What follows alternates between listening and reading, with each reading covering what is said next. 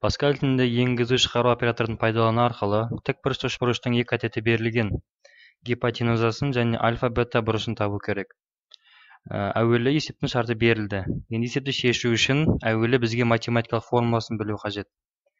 С-ны табу үшін а квадрат плюс б квадрат түбірастында альфа-бета бұрыштарын табу үшін альфа дегеніміз арктангенс а бөлінген б, бета дегеніміз арктангенс б бөлінген а. Есепті математика тілінде жазу үшін енді аталған формулаларды машина тілінде жазу әдісін білу керек. С дегеніміз SQRT де жазылады, жақшаның ішінде SQR A плюс SQR B, альфа деген арктан жақшаның ішінде А бөлінген Б, бета деген арктан жақшаның ішінде Б бөлінген А. Енді бұны Паскальде шығарып, енгізіп көреміз. Шығару үшін File New жаңасын құрамыз.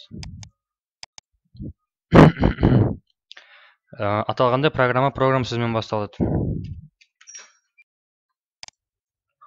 Программаның аты. Есеп 1. Модуль uses CRT. Айнымалар деңгіземіз var. A, B, C, альфа, бета. Типі real болады. Енгізіп болғаннан кейін программа begin сөзінен басталады. Clear screen. Бұл деген жауап шыққаннан кейін экранда тазалап отырады. Енді программаның денесіне кіреміз. Программаның денесі де бізге бірінші сообщение шығады, аны енгіз деген. Write ln аны енгіз. Енді енгізу үшін енгізу операторы read ln. Read ln a. Аны енгізгеннен кейін біз бұны енгізуіміз керек. Ол үшін бізге тағы да сообщение шығады. Write ln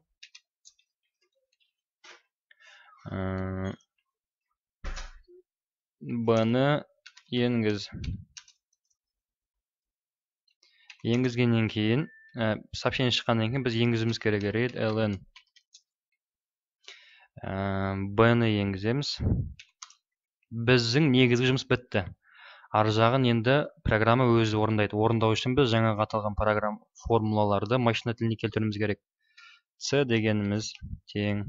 Түбірасты деген SQRT жақшаның ішінде SQRA дегеніміз бұл. A квадрат плюс SQR B дегеніміз B квадрат. Одан кейін бізге альфа бұрышын табу. Альфа бұрышты біз альфаны альф деп жаздық варда. Егер варға енгізілмеген болса, мына жақта қолданған сөздер қабылданбайды. Альфа дегеніміз арктангенс арктан деп жазылады.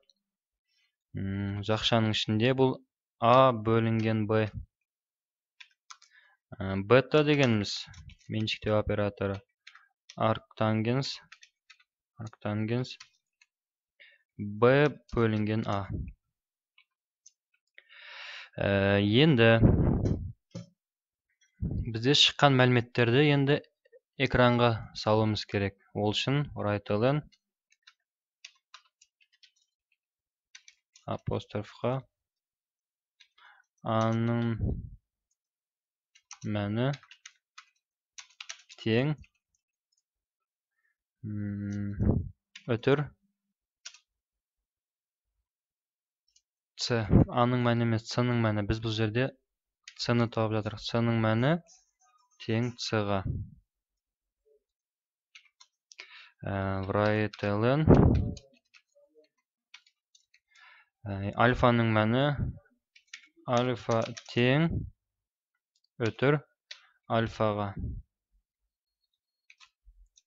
Бұны енді 6-да 2 деп аламыз. 6 дегеніміз біздің тип real болған үшін нақты сандарда көп сан шығып кете береді. Сол үшін бірінші сан максимально 6-ға дейін барады, бүтін сан. Одан кейінгі қалдық саны 2-ден артық аспау керек деп шарт қойдық. Енді write ln бета тең өтір беттаға. Бұны да 6-да 2 дейміз. Енді біз радиандарын таба салайық. Радианын табу үшін бірінші радиан деп шығарып алайық. Write-ln радиандары, яғни бұрыш процентпен есептейтін. Радиандар write-ln апостроф альфа тең альфа, альфаны көбейтемін 180-ге, 180 бөлінген пиға. Оның расширениесін 3-те 0 дей салайын. Енді write-ln беттанікі. Бетта тең өтір.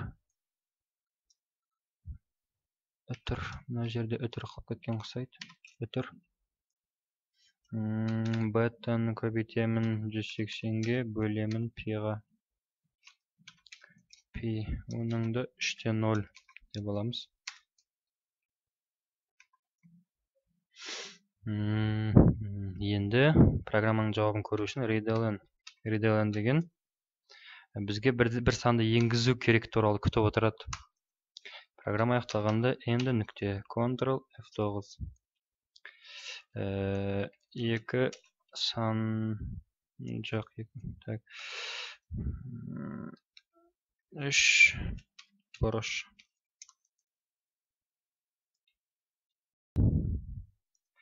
Arc тангенсеген. Ctrl F9. Аны енгіз. A5. Бұны енгіз 6. Сының мәні осыншаға тең, альфаның мәні осынша, беттаның мәні осынша, радиан 40-та 50 градус. Так, мұна жерде сының мәнін енгізгеннен кейін